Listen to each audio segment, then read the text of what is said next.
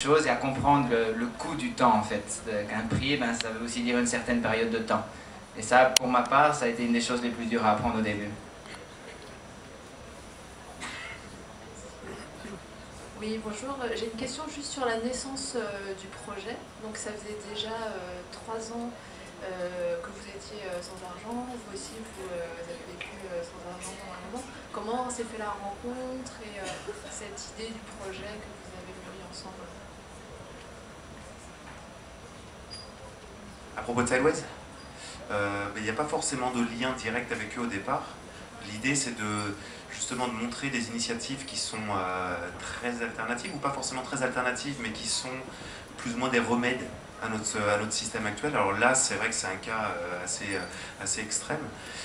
Et comment on s'est rencontrés? C'est par l'intermédiaire d'un ami qui est celui qui était derrière l'ordinateur tout à l'heure, Simon, qui connaissait Pavlik, qui s'était rencontré dans un WeShare meeting à Rome, je crois. Et puis voilà, toutes les choses se font très rapidement de toute façon. Et puis l'idée dans Sideways, en réalité, c'est de collaborer aussi avec ces personnes-là qui font des choses différentes.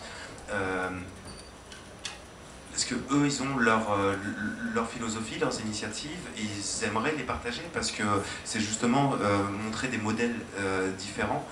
Et moi, je sais faire des vidéos, des films, et donc en fait, c'est voilà, travailler ensemble, collaborer ensemble pour retranscrire au mieux possible leur philosophie, et puis moi la partager et la transmettre à d'autres. Et c'est un peu ça l'essence, en tout cas, du projet. Et c'est pour ça qu'on aimerait vraiment que des gens, des professeurs ou d'autres personnes fassent de la pédagogie avec ces vidéos. Ça serait en tout cas parfait pour nous, ça irait jusqu'au bout de ce qu'on veut faire, de notre idée en tout cas. I have a question for Pavlik. I seem to have read that you live moneyless and stateless. What do you mean and how does that work? Je peux traduire en français. J'ai lu que tu vivais sans argent et également sans état ou sans appartenance à un état et je me demandais quelle forme ça prenait donc, et comment ça pouvait marcher.